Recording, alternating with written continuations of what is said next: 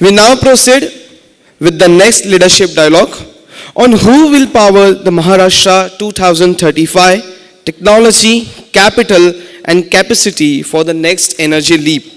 For that, I would like to invite our moderator, Shashank Rao, Senior Assistant Editor, Hindustan Times, and our respected panelists, Sanjay Banga, Chief Executive Officer and Managing Director and President, Tata Power Renewable Energy Limited, Vimal Kejriwal, MD and CEO, KEC International, and Suresh Kumar Narang, EVP and Head, LTECLS, L&T Energy Carbon Light Solutions, Larsen and Toubro Limited, former CEO, Nabha Power Limited, a wholly owned subsidiary of Larsen and Toubro Limited.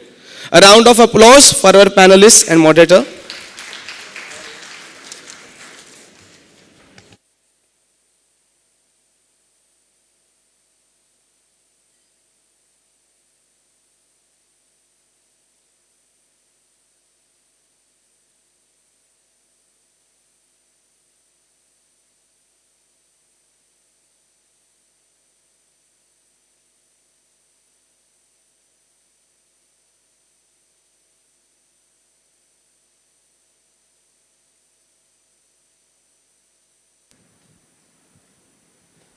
So good afternoon, everyone. I'm glad to see so many people here who are interested in this power sector. And I'm also happy that I've been invited to moderate this session with some of the stalwarts from the fraternity. And before I take forward, this morning I got a message. Someone saying that there's a power outage again. So I was wondering what happened. Didn't it rain last night? It has been raining since morning. But the point being, they said that power outage happened because of cable were flooded. Supply got disrupted. Earlier this month, there was a similar problem. The heat, because of the heat, the demand went up substantially. Again, a power outage. People have been suffering considerably. The question remains, where does the power supply problem end? This year, Maharashtra had a substantial demand of 33,000 megawatt.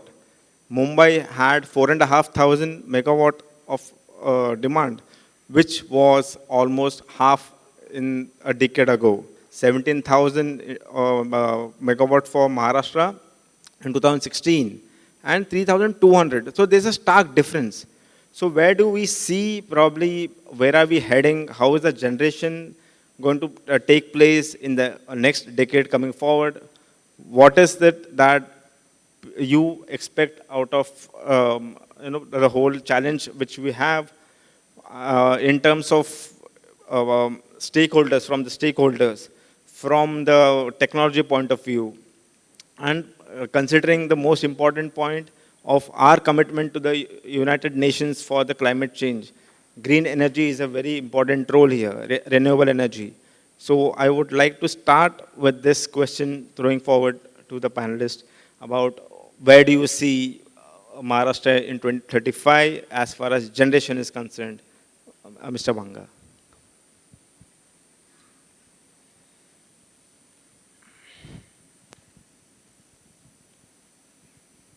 Thank you. And thanks to Bombay Chamber of Commerce for inviting me here. If we see today, the Maharashtra has a installed capacity of around 62 gigawatt.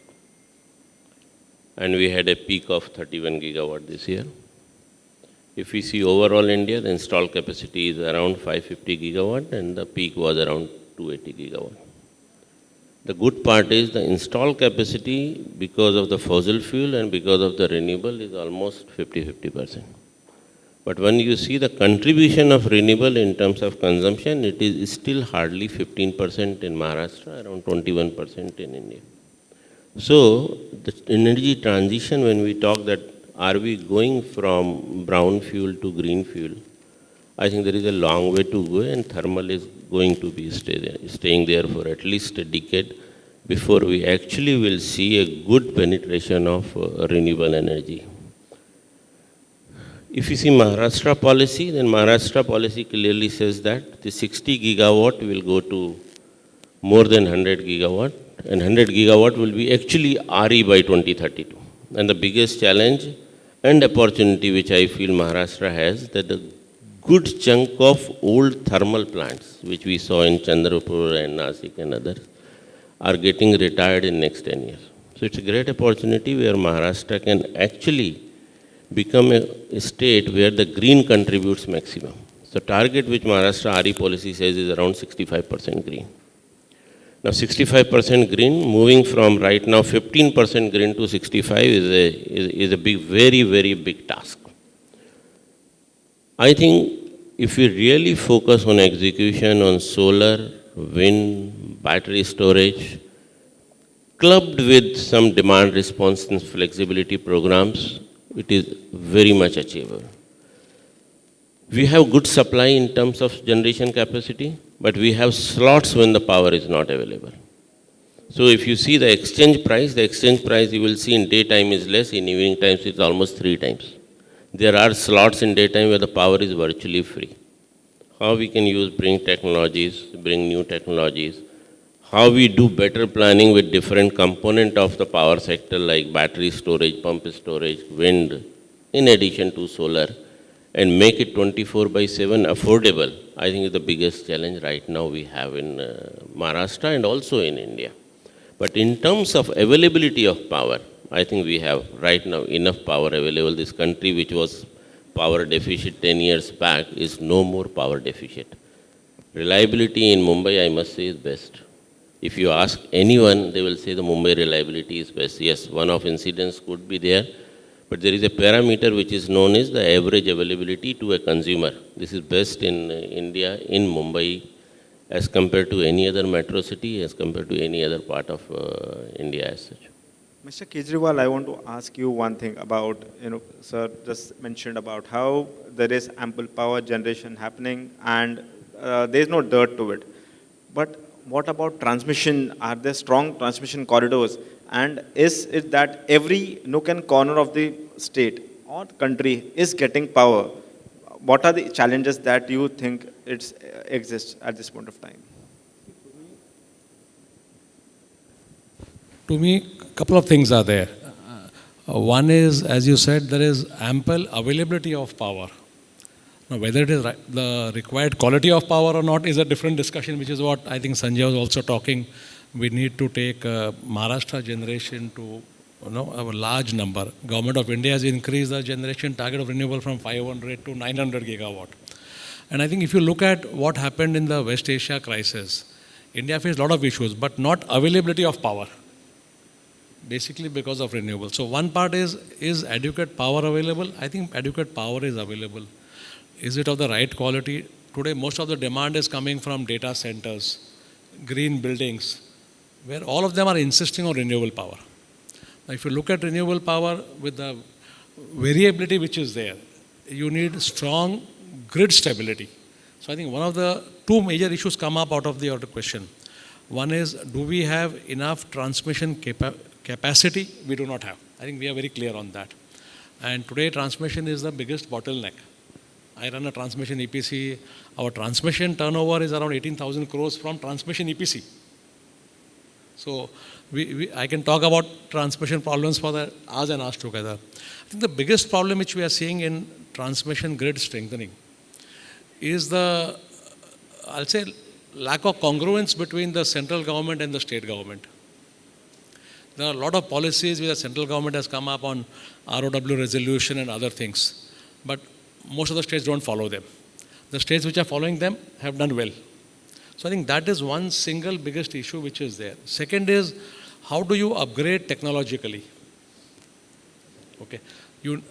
Fortunately, Maharashtra has now come out with a lot of STATCOM and other projects. So hopefully, the instability in the grid because of renewable will probably get sorted out. But we definitely need to build a lot more execution capability. I think that is missing. I think Madam also talked about lack of engineers, lack of other people. To me, it's not lack of engineers, honestly, but to me, it's a lack of technicians. Today, and I'll tell you one simple thing, we had 30,000 people working for us before the Bengal elections.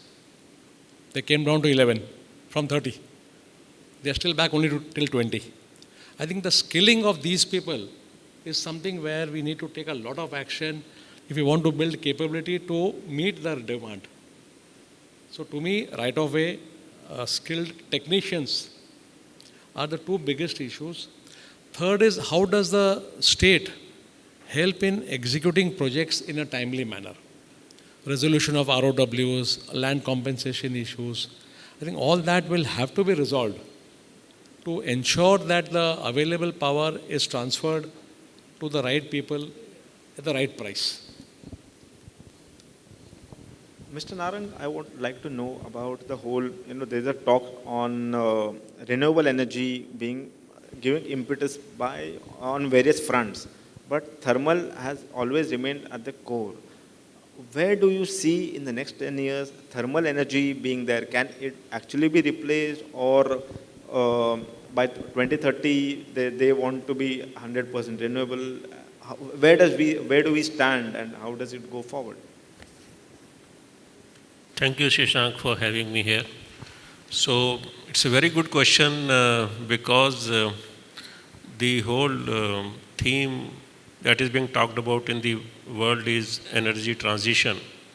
Of course, there is a issue of CO2 emissions and the commitment by the countries across the world to adhere to those commitments of reducing the carbon footprints. But at the same time, every nation is also very much conscious of the energy requirements for its own needs, for its own growth, and for its population. India aspires to be a developed country up to till 2047. We want to be there. So what is good for us, we have to take into account. Energy security is the most vital thing for a nation to grow.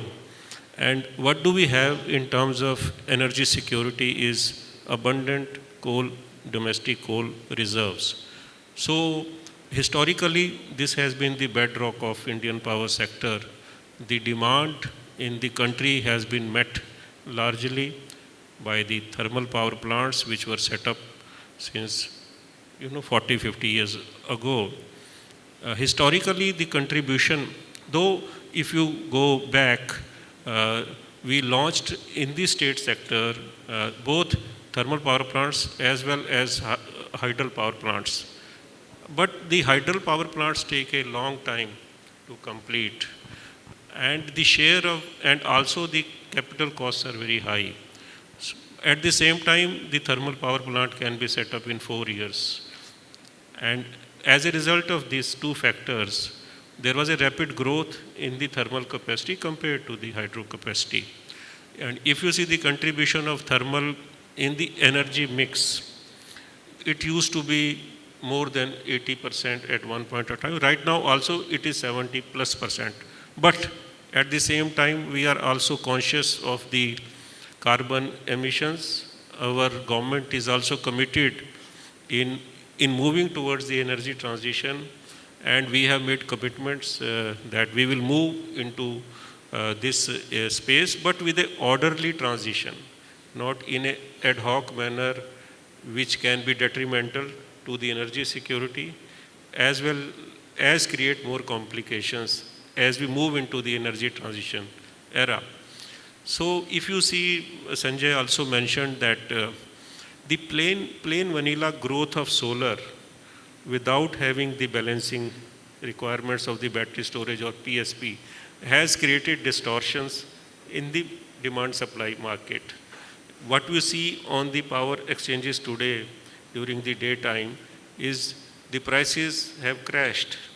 There is a curtailment on the solar plants as well, because the capacity is too high, but the demand is not matching with the solar capacity that we have added over past few years.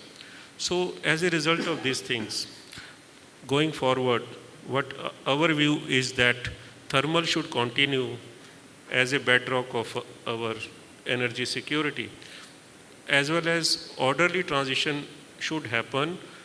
Investment should be made on the storage technologies such as the battery storage, the pumped storage, and other technologies which will help us in balancing the grid and meeting the requirements during the off-peak of solar hours. That is one thing. On the newer technology, the small modular reactors, nuclear side, we must also grow.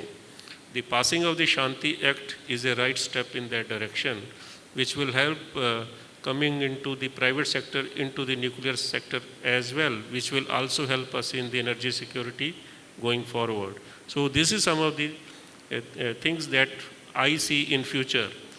The focus on thermal to continue, technologies in storage to mature and to deliver at affordable cost, foray into nuclear.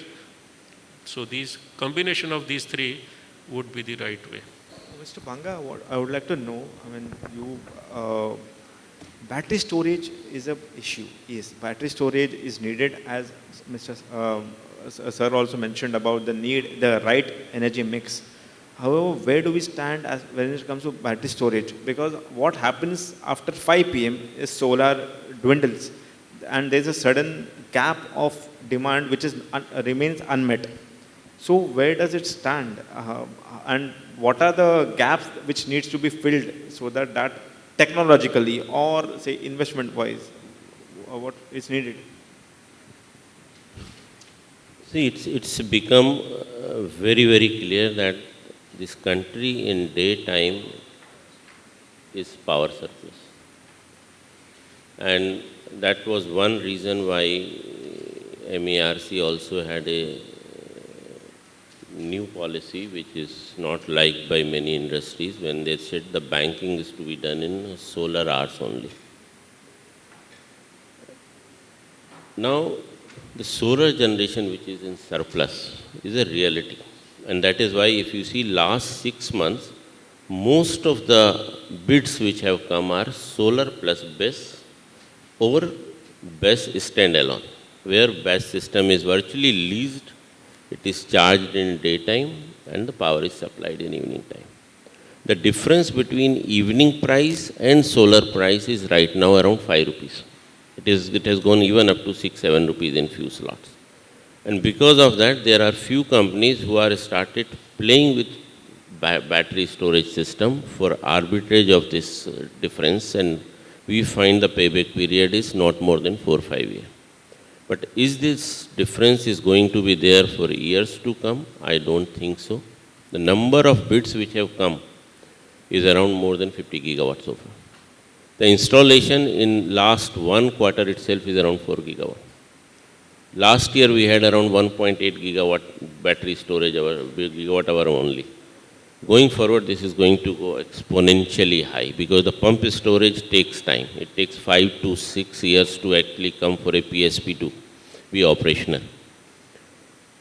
The way I am finding the market is moving in Europe also, in Australia also, this battery storage is going to play major role. And I also find this is going to go in same line as we have seen in case of solar cell and module. Right now what is happening is all cells are imported from China.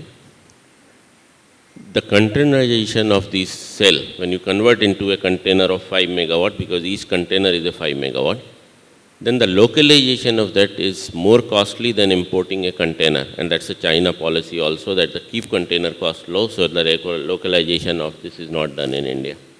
But if you see the import of these containers, it has gone exponentially high in last 3 months. Going forward, I am going to see installation of BESS by new players. Many players who have bid irrationally are going to lose from this market. There will be consolidation of this. There will be government policy where they will make it mandatory in spite of cost that certain percentage of localization is to be there. Already they have done where the VGF funding is there. This is going to be more, I think, common in next 3 to 4 years, where the cell manufacturing will start in India. And the only way I find, in terms of deployment of new system, the BESS is going to play a major role in next 5 to 7 years. Kejriwal, as sir made a very interesting point about how the competition, global competition stands and where do we stand. Do you think enough is being made in terms of from the stakeholders, various stakeholders, be it government or the investors, for promoting or amplifying local locally made in India battery storage components or whatever that is needed? Do you think there's a shortfall or there's a need for better policies to be in place? To me, I think I'll probably restrict it more towards transmission than battery storage, which is Sanjay's area. Wherever government has come out with clear mandates and policies, today if you look at solar modules, I think in 1 or 2 years we'll have surplus modules, or maybe they're already there today. We are already there. So I think that's where you have to be very balanced on whether you want to make in India and also at what cost. Today when we are selling solar at 1.7 or 1.8 or 2, whatever it is, it's because you have imported cheap modules. We may not like it, but that's also helped us in reducing the cost significantly. So I think somewhere we have to balance out. We discuss so much issues on transmission lines, substations. One of the major reasons is today if you want to go and buy a transformer, it's 18 months delivery. Okay, we have banned in saying we do not want to import from neighboring countries and all that without building adequate capacity. So somewhere this will have to be balanced out. Otherwise, we will all run into problems. Today, if a substation project is being announced, which was earlier 12 months, the completion period is being made 24 months. So I think somewhere we will probably need to balance this piece out very clearly, although we know it's a country's security and all that, but you balance the security versus shortage or delays. And Mr. Narang, do you think this shortage, as sir said, considering that there's a push for infrastructure, heavy push for that, then there is data centers coming all along, that balance is somewhere not happening and there's a need for further taking forward somewhere that is required, because demand is going to increase. So how do you balance it out in that case? Yeah, so before that I'll just talk about the manufacturing capacity within India. If you see on the solar side, historically what we have seen is most of the capacity in India which has been added in the solar space comes from the imports. It's only lately the government of India have mandated that we need to set up solar capacity within India. We have to be Atmanirbhar. That is the vision. Because of strategic and geopolitical reason, we must be, because we have a long runway. And the argument against that was that, if we do that, the cost of the power will go high. Incremental cost will be per unit could be as high. Delta could be 20-25 paisa. But my personal view is that it is worth taking that cost for some time till you mature the technology, rather than not doing it and be dependent completely on imports. So it's a good thing now that we see giga scale manufacturing facilities getting set up in India, including from Tata's and other companies. So in the long run, this is something which we need to work on. In the thermal power space also, similarly, when the country needed sudden expansion in the capacity required to meet up our GDP growths of 7, 8, 9%, when we started growing from 2005 onwards, there was two ways to do it. One was import again from the Chinese, because they offered lower prices and started capturing the market.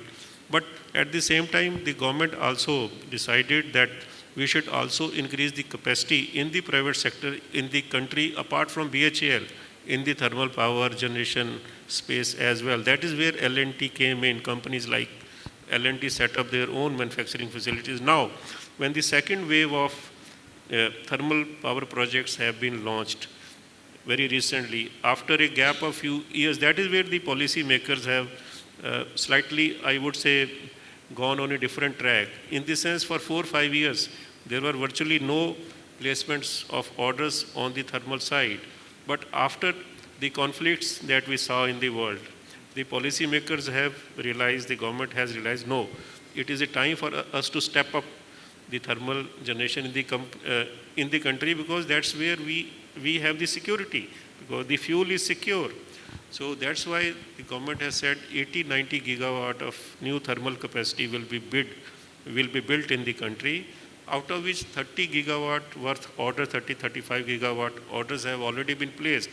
But there is some bunching happening right now with lot of orders coming our way, but okay, that's how the life is. Now coming to the rapid growth in demand which we see, as we industrialize, as AI comes into the fore, the requirements from data centers are going to explode.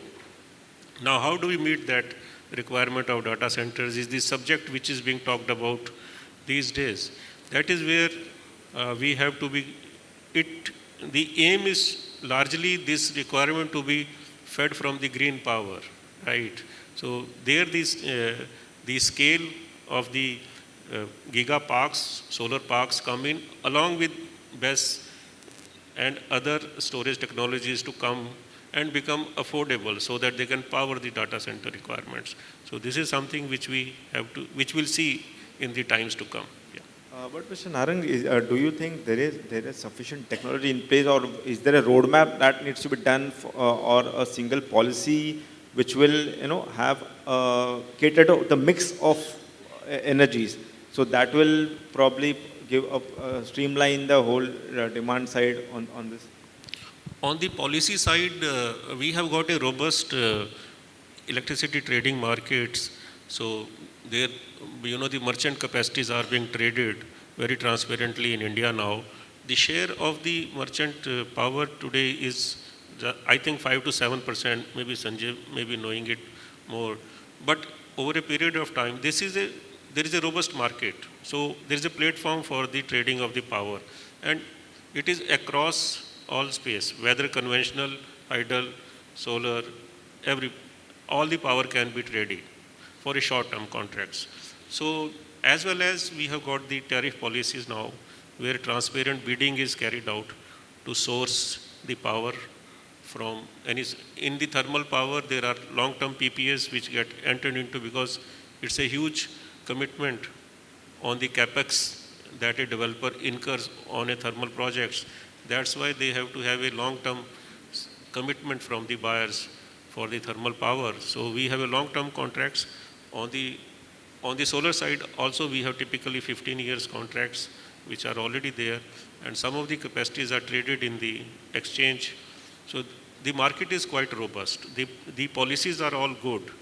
The only thing is there were too many bids which were launched, and we do not have, the SECI is not able to have back-to-back power sales agreement tie-up, because the plain vanilla solar is a problem. Sanjay mentioned about plain solar plus BESS for 2 hours morning and evening, but still it will mature. What we see, it will mature over a period of time. But we have a very good robust market now. Yeah. Mr. Banga, there's an interesting thing after this whole conflict which has happened. The demand for electric vehicles has suddenly gone up, and is it somewhere an indication of how there is a sudden this is a different sector where electricity is needed, and that is now being catered to? Probably is that an unknown territory which was there until now, and probably focus will also be there on electric vehicles and the supply to it. See, if you see in percentage consumption by EVs as compared to all component consumption, air conditioning, data center, residential, agriculture, industry, it's virtually negligible. And as a distribution company, when we see Tata Power Distribution in Mumbai or Odisha or in Delhi, this demand is virtually insignificant. And this demand is coming when there is no other demand. So most of the charging is at home charging during night hours. In night hours, your day industries are not working. So actually, when you have more and more EVs, it is good for distribution companies, it is good for grid stability also. The problem is when you charge it during the daytime. So there has to be certain mechanism from regulation side which is already there in some form of TOD tariff and peak hours tariff and off-peak hours tariff. Most of the state regulatory commission has come out with a different tariff for EVs also. I think the better mechanism of managing this tariff is a good solution for this, but in terms of its demand impact on grid, right now and the next 5-year projection when I see is not significant at all. Mr. Kejriwal, I would like to know that where do you see the whole this transmission corridors which are coming in? Okay, there was a great failure back in 2020, after which the need for improving the transmission corridors happened substantially. And now there's also the demand for air conditioning, which is there, residential air conditioning. That has caused a problem during night time, which has also gone up substantially. So, do you think the transmission corridors play a very important role in balancing the whole demand side? Because usually at night demand generally used to go down, but now it is more or less marginal differences there. So to me, it's not transmission corridors which can balance the demand. They can only supply whatever is there. Okay. The demand balancing is happening. One is through much more intelligent substations and all that.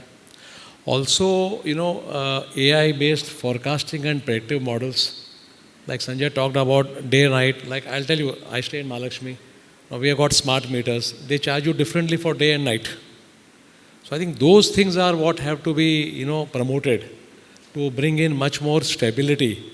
Today, if you look at the newspaper, we're talking about 50, 60 gigawatt of solar power being backed down.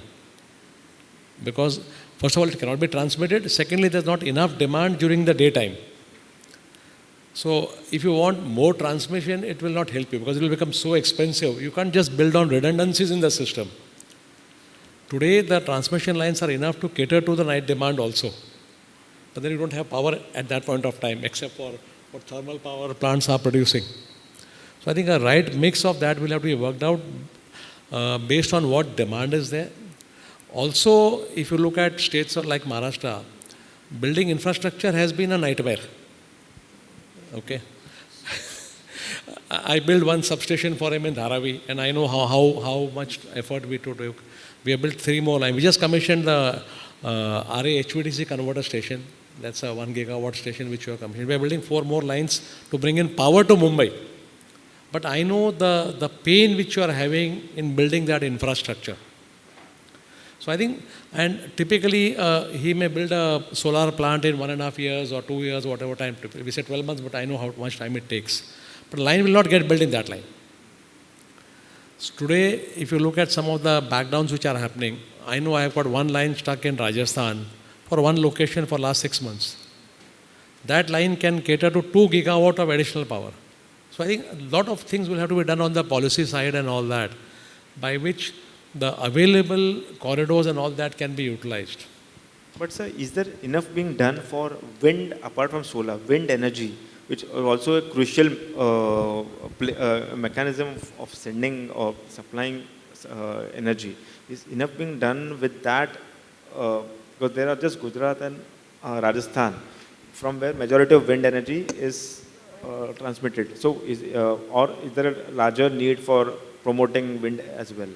No, I think government has realized that it's not just solar, and especially when you're seeing how much solar is being backed down in daytime. Wind can also counterbalance it, where it can also produce in the night. And I think I was yesterday with Suzlon, and they were talking about the number of increase they are talking in wind is very clearly happening. Today, I am doing 3 wind projects. None of them is in Rajasthan.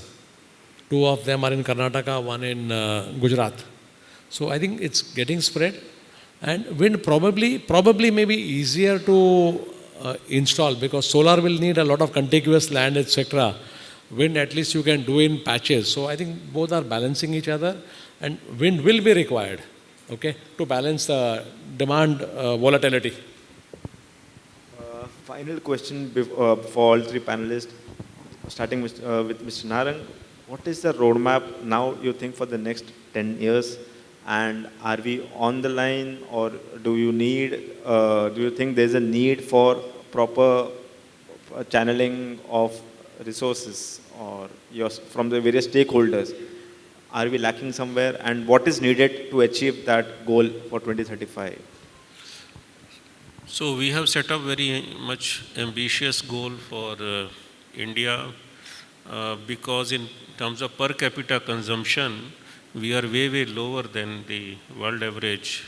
If we aspire to compete with China and come up to the level of China, we are still, our per capita consumption of power is still 1/5 of China as of to, maybe roughly 1/5 of China. So we have a long way to go in terms of growing as a nation.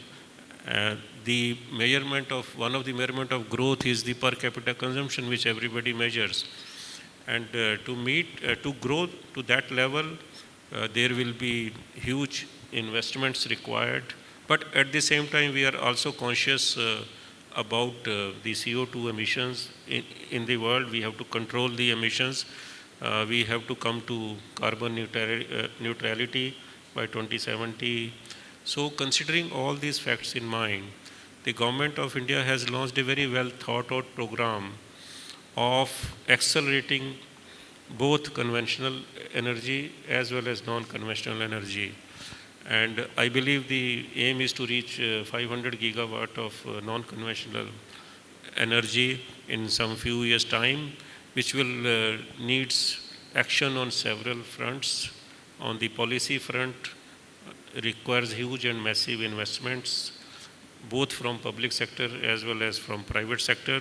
The robust policies and framework that will ensure returns, fair returns to the developers, developing of a mature market for trading of electricity, and most importantly, growing the manufacturing capability in the country, both in the conventional as well as in the non-conventional technologies. And also now with the new advent of AI, there will be some disruptive technologies in the energy sector that will come up very shortly or in next few years. The country also must make some investment in the R&D space in the energy sector to see if we can make some breakthrough in inventing some technology, especially on the green hydrogen side or ammonia side, which will help us in cutting down the cost of energy as well as reducing the carbon emissions. But I see a lot of action in next years here. We are in for a very exciting times. We are present in all the sectors at L&T. We are in thermal, we are in nuclear, we are in wind, we are in solar. The sector you name in the energies, we are in conventional hydrocarbon sector, we are in offshore wind. Also in Europe, we are doing one of the big projects in the offshore wind. That is a sector which is yet to be explored in India.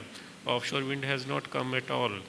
So these are some of the themes we are excited about. So future is very bright, very exciting, and we are looking forward to it.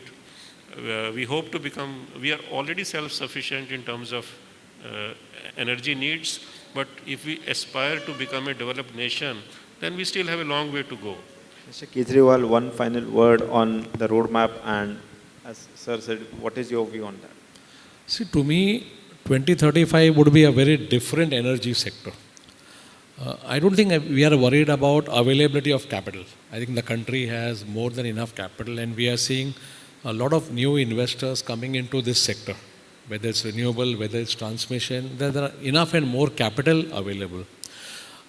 Will this capital get actually channelized into this? For that, we'll have to ensure that we create bankable and well-structured projects with revenue visibility.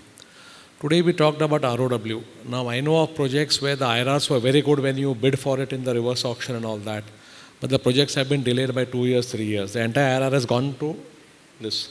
So I think that's one area where we'll have to assure investors, saying that whatever you are bidding for, okay, you will get. Because see, if you ask me, for me, transmission sector is one of the best sectors to invest because it's an annuity. Once your line is set up, 99.9% availability and all that, you get your money, etc. It's only a question of the construction risk which has to be taken care of. So I think if we are able to address some of those issues, how do you get faster approvals? Today, I've got projects which are stuck for 6 years for forest approval, 6 years. So all your IRRs will go away.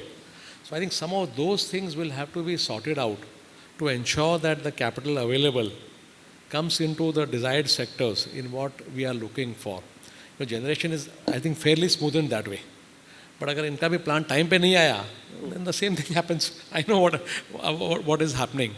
So I think that is the thing which we have to do.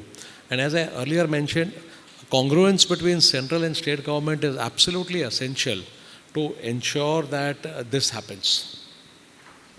Mr. Banga, one final word from you on the same. So, I feel this energy transition needs fast action on policies. Without that, this energy transition will be very, very challenging, and we may not be meeting our goal in terms of reliable, balanced grid and supply to all at affordable price. And when I am saying affordable price, I also mean distribution sector reforms which are required, because the cost of electricity is 3 rupees, 4 rupees, cannot be sold at 11 rupees or 12 rupees. So there are serious inefficiencies in this value chain. You need distribution sector reform. On the policy side, if you see last year, 44 gigawatt was solar, 6 gigawatt was only wind. So for the balanced grid, you need more wind. And that is where the government policies have to be in place, where they create wind farms and give it to private sector. Capital is not a constraint. The second is the technology part. 100% dependence on energy is now on China. We take all raw material from China, whether it's a battery storage. In case of battery storage, it's a cell, or in case of solar module, it's a wafers. There is a good improvement or a policy decision which has been taken for Made in India for entire solar chain. I think we should go more on offshore wind for Made in India. We should go for battery cells in India. And this energy security is must, because dependence on other countries on energy security would be a disastrous step. So I feel that this sector is quite energized for the next 10 years, but it certainly has a few choke points which can lead to outages in a way. So I would like to take questions from the public here. Yes, sir. The one in green shirt.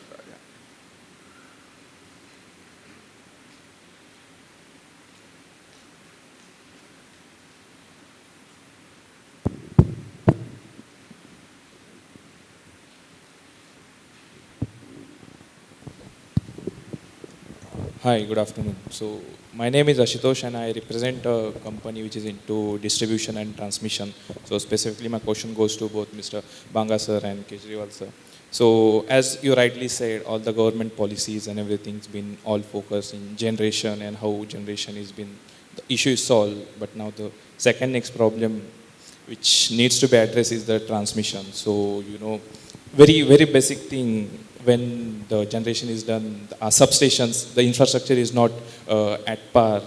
We don't have availability of base, 132 or 220 substations are not that available, or how our grid infra is almost broken, be it 11 or 22 kV feeders.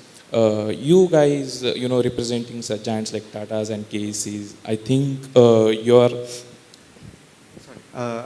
Yeah, it's not quite... Yeah. Yeah. Is it visible now? Yeah. Yeah. Now it's audible. Yeah, so I was saying that you guys having, sufficient leverage being Tatas or KECs, you guys should push government to improve the transmission infrastructure, be it substations or grid networks. Like smaller questions like availability of base, that's always a problem everywhere in generation or wherever the renewables are. How you guys can, solve this question by assisting government or something like that should be my, appeal to you guys. Mr. Banga. See, we always, in all forums, talk to government that as a capital, there is no problem. As an investor, we bring capital which is required for energy security. This year itself, we are installing around more than 1 gigawatt of solar and wind plants in Maharashtra itself. The problem comes with the policy side, where we discuss with them and we tell them, you fix rate for everything. and create a kind of a single window involvement.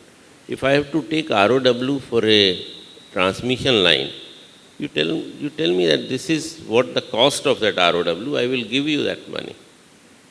Unfortunately, that is not happening. Then we discuss, we take section 164 approval we take. That's a government approval that I am authorized to take line on this route with a geo coordinate. But when we go there, we have a local issues. And when we ask for a police support and there are problems.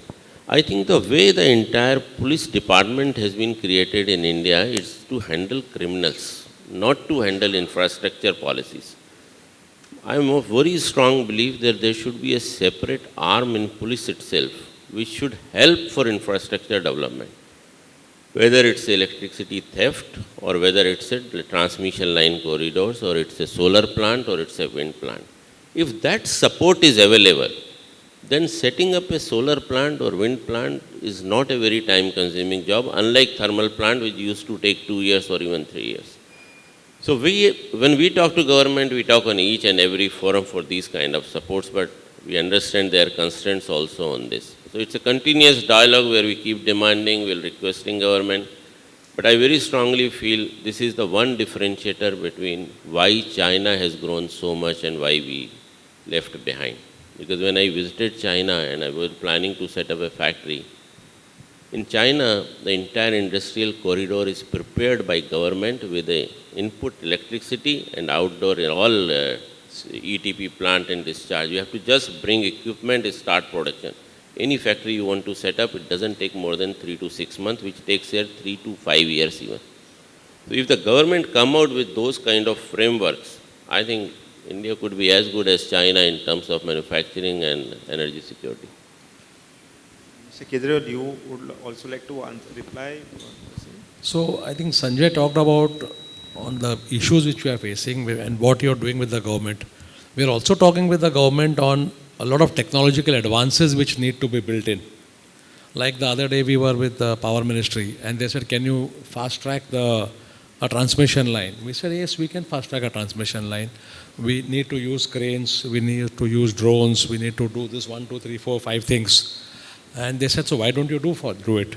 I said, yes, we can do it, but if I put all that in my tender cost, I will never be L1. So I said, there are a lot of things which need to be done on the policy matter, where if we need to do some things in a different manner, you want to build a digital substation, the cost will be very different. Okay, it can be fast track, it may be very good, but someone has to be ready to pay for that. I think that's where it comes down to all these issues. Anyone else from the audience? Hello. Hi, I'm Viraj Kadu. Hello. From Brick Biofuels. So we are into production of briquettes, and our vision is to replace coal with briquettes, biomass briquettes. This thing solves two issues. One is reduction of carbon emissions, and second is agricultural waste management. Now, as Mr. Banga said, that in the next 10 years, your thermal power plant will significantly go down. So what are your views on this, of replacing coal with briquettes? Yeah, at Nabha Power Limited, where I was the CEO till recently, few months back, last year we have fired 5% of the coal requirements. We have substituted that with bio pellets. So 1.8 lakh tons of bio pellets were fired.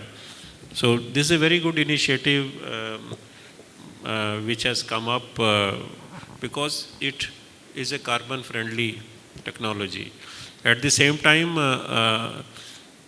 but it does have some impact on the efficiency of the plant. So far we have not seen any adverse deterioration on the equipments, but it's too early because it has just started. So the question is to what extent it can go from 5 to 10 to 20 or beyond. Yes. So the question is right now it is 5 to 7, but at a individual unit level we have experimented with firing up to 10% also, and we have been able to fire. But whether we will be able to fire consistently at that level is yet to be seen. So slowly and gradually this mix with the coal will increase. It's a very good initiative. Of course, it comes with a cost because the cost of the biopellets is higher than a conventional coal cost, which of course consumers will have to bear, because the distribution companies are very sensitive to the cost of the power. That is why right now it is capped at 5%. But we are all for it. So on the thermal space, just to continue on this discussion, how we can make thermal power plants more efficient than they are. One is the technology. So now we have gone into ultra supercritical technology plants. Our latest offerings from L&T are ultra supercritical plants with the main steam temperatures of 610 and reheat temperature of 610 degree, leading to a thermal efficiency of more than 42%, whereas the conventional plants have 37% efficiency. So from the same ton of coal, you extract more power. So it's also one of the measures to a carbon-friendly measure. Technology, use of biopellets, and third challenge, of course, is the flexibilization, which I did not touch. Because of the solar injection into the grid at 8 o'clock, starting from 7 o'clock, all the thermal power plants in the country are required to back down at a rapid rate, because the solar is coming, 60-70 gigawatt of solar kicks in instantly. It's a great challenge also to manage the grid. So these are some of the challenges which are there. But so right now, the old conventional units of BHEL can't have the ramp up or ramp down capability of more than 1%. Even that becomes difficult. Subcritical units you can't do below a certain level. But in supercritical units, you can go up to 50%, 55% technical minimum. But the ramp down is like 1.5%, which needs to go up to 2% plus. Once you do that kind of ramp up, there is a stress on the boilers, components, on the turbines, which will reduce their life, impact their life. So there are a whole lot of issues around this which have to be looked into. So which are being debated, discussed, and resolved as we go forward. But this is a reality. Flexibilization is a reality. Biopellet co-firing is a reality. Super efficient units are coming. So a combination of all these will lead to more carbon-friendly technologies in the power sector. I will take two more questions. I think one gentleman here. My question is to the panel only. We are focusing more on the battery-based storage or even the EVs. So obviously we can expect after 2030, more batteries, dead batteries, they would come for the recycling. So with reference to the recycling capacity and our readiness and the kind of policy changes, so where do we stand today? Like I can give example like EPR. So how strong we are in order to have the EPR to be made more effective, or to make 100%, let's say, domestic capacity availability. So this is more towards the recycling readiness. You want to address to someone? The entire panel. So your point is very, very valid, and to my knowledge, this point is still not addressed in any policy as such. This is something which, because we don't see it very near future in next 3 to 4 or 5 years, maybe that could be the reason, because battery storage has just started. There is a good amount of knowledge which is available, and the use cases are there where the battery, let's say a vehicle battery, when it is used completely by vehicle, can still be used for other purpose, and the world over there are many examples of that. The policies related to that actually should be formed now in India, because we are going to face this problem after 5 to 7 years. So not much development, but that's a need of the hour. Any last questions? Yeah. Can I ask? We'll take only one last question. Yeah. Gentleman here, yeah. All right. Sir, yeah, my name is Rajiv. I am from EDF.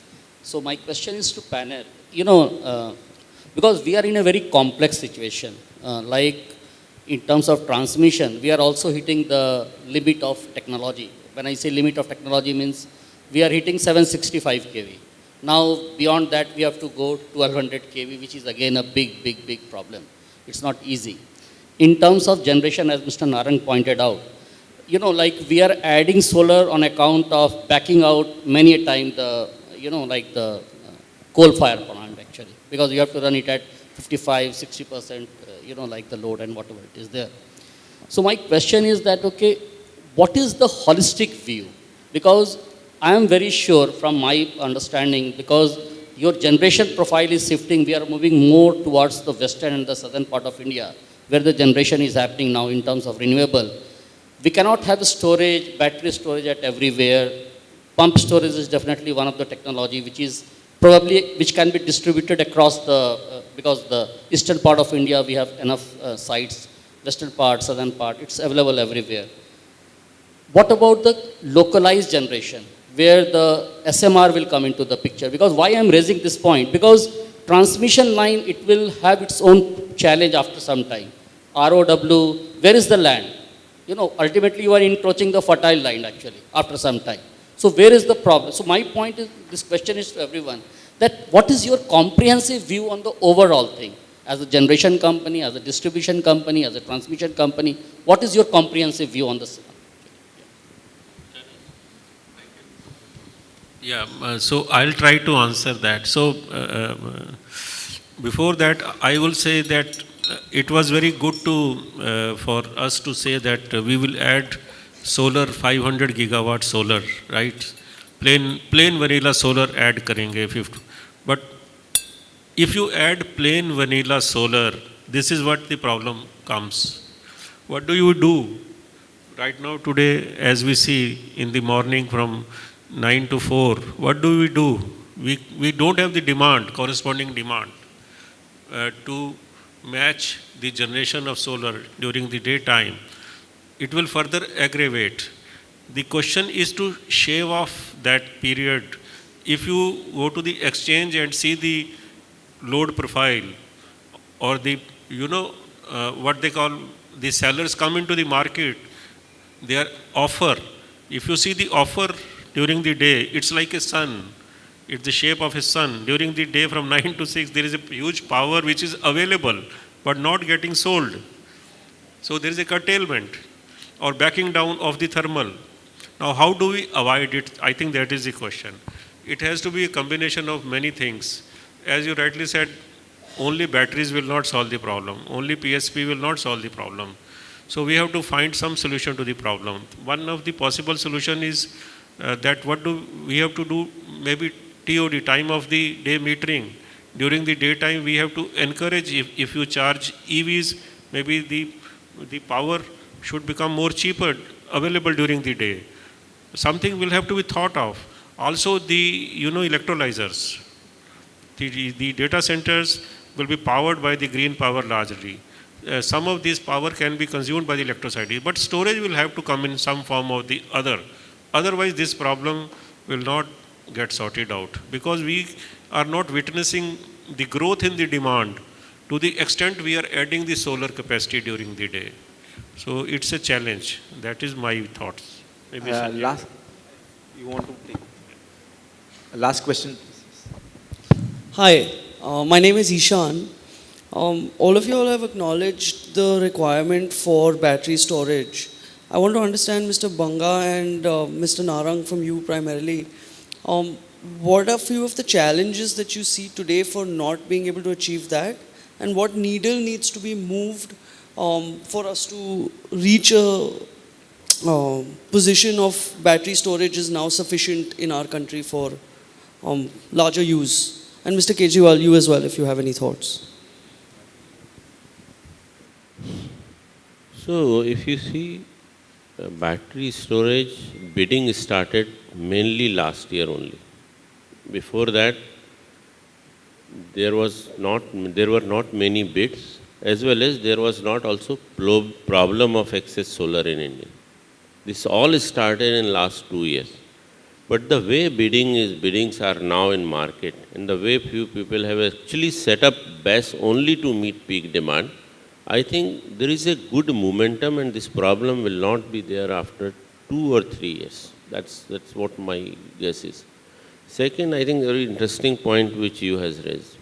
See, we have reached to a stage where regulators have to play a very, very active role if we really have to balance demand and supply for all 24 hours. What we were talking in last 1 hour is mainly on the supply side, that how we can stabilize supply. But if you see the entire European market, the way distribution system is there, they try to bring demand also. And unless these two play in tandem, then the problem will not be solved. Now, right now, there is no incentive for a distribution company to reduce power purchase price. Because if the power purchase price is reduced, it passed on to consumer as lower tariff.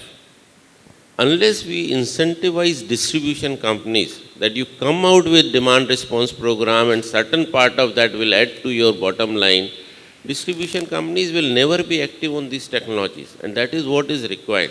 MERC has first time has come out with 1% demand flexibility program. But I think there is a lot which needs to be done on that.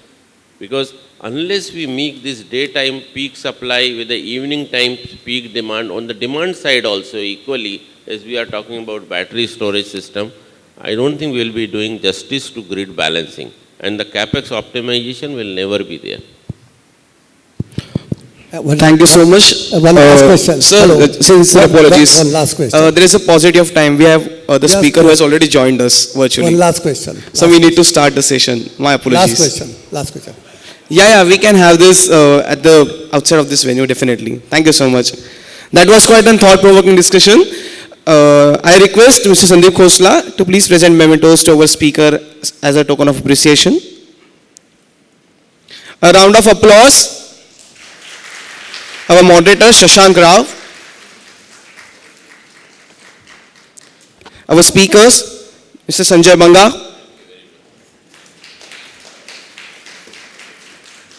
Vimal Kejriwal,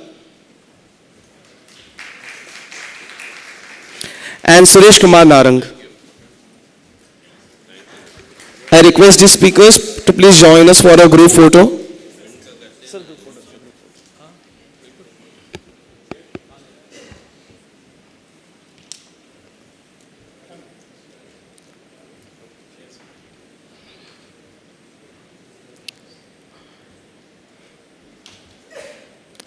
Big round of applause for the panel discussion.